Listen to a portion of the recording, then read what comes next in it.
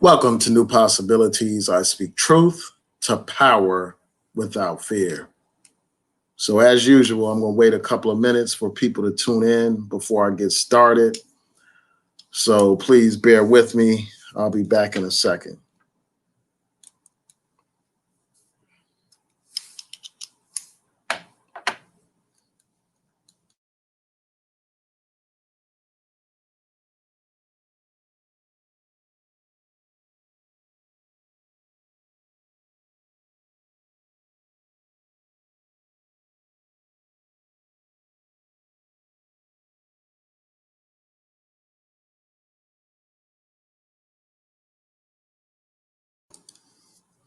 So, I'm going to go ahead and get started. Peace and blessings, everyone.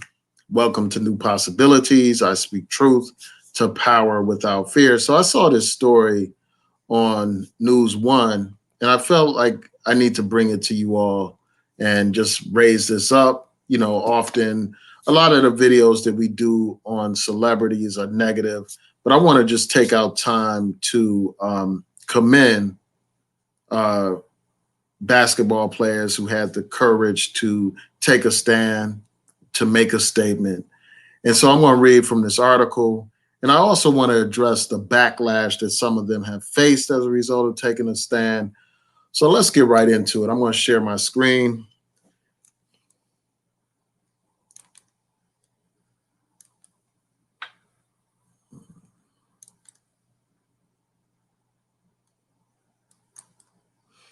Okay, so here's the article.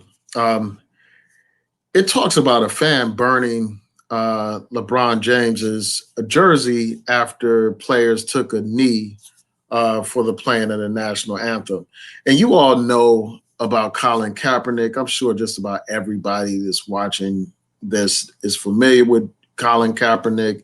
He was a player for the San Francisco 49ers.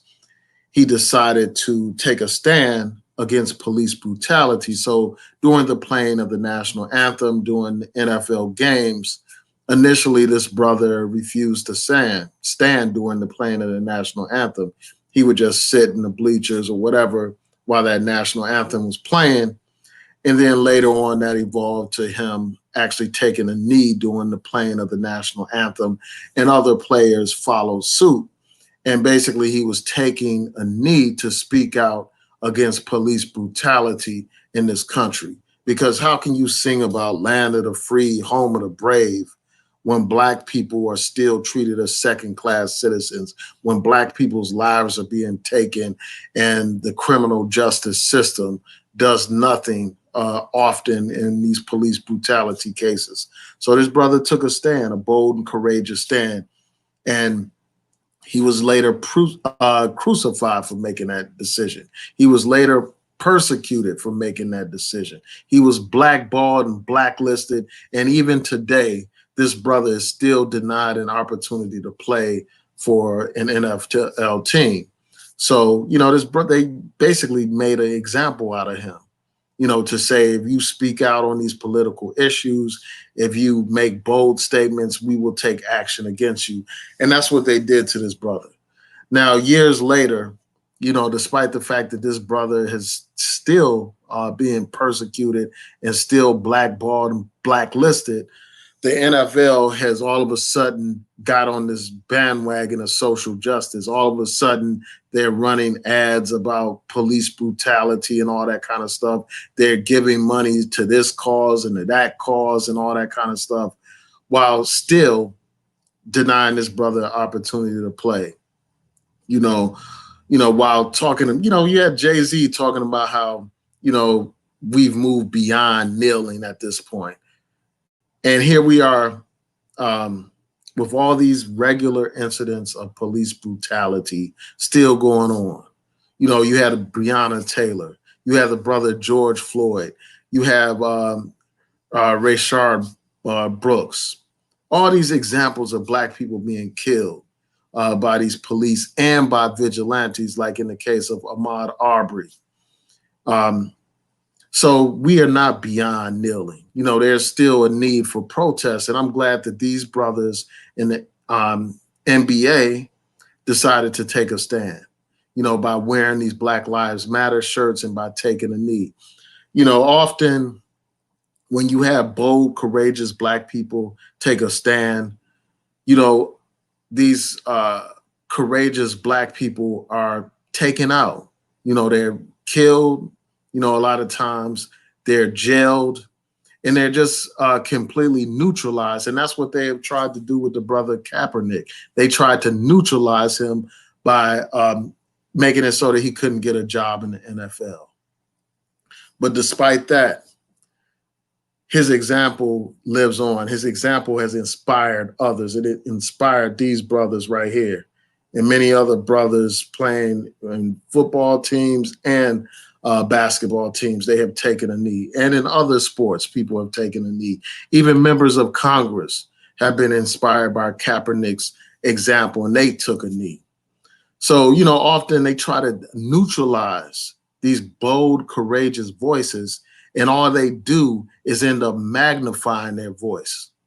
They killed Martin Luther King, but still his message lives on. They killed Malcolm X, but still Malcolm X's message lives on. They killed many of the Black Panther Party members and leaders, but still that message resonates today. Many people are inspired by the Black Panthers today. You have armed groups, militia, so-called militias, that are inspired by the Black Panthers today. So, in the words of Fred Hampton, you can kill a revolutionary, but you can't kill the revolution. And that's what we're seeing. We're seeing that this outcry, this demand for justice is getting louder and louder despite the efforts of those in power to try to silence that voice. It has got so loud that even corporate America has been forced to acknowledge that voice and to try to co-opt it.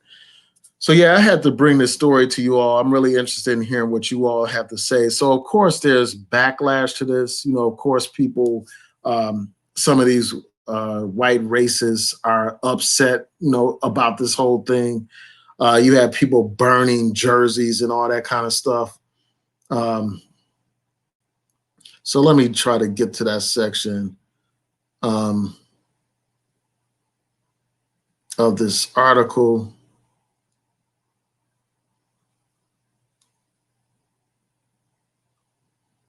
So you got people saying they won't be purchasing any Nike attire and stuff like that because of this. You got people burning jerseys and all that kind of stuff. But that's a small sacrifice, in the big scheme of things. And it's just a shame that all this time later, the brother Kaepernick is still without a job. And the fact of the matter is people aren't even willing to sacrifice to support that brother. Some people were boycotting the games for a little while, but then it's back to business as usual, man. So I just wanted to take out time to commend these brothers for taking a stand, for being bold and courageous. We need more of this. We need more athletes like Muhammad Ali back in the day. That brother was bold. That brother risked everything. He risked his freedom. He risked his title to make a stand, to speak out against the Vietnam War. But now you have and fortunately, you have a lot of people now following that example, that bold, courageous example. People like LeBron James doing all kinds of great work in the community and supporting causes that are righteous and just. So yeah, I want to thank y'all for tuning in. Tomorrow I'll probably be back up with a few more videos. There's some videos that I just want to make you all aware of coming down the pipe, so I plan to do a video on Breonna Taylor, a comprehensive video on her tomorrow. It'll probably be sometime tomorrow morning. I really have to do that because I'm really inspired by, the story, and I think that it deserves more attention than it's receiving. Oprah recently featured a portrait of Breonna Taylor on her magazine. And usually, as many people know, Oprah doesn't share the cover of her magazine with anyone. She usually just has her own face on her magazine.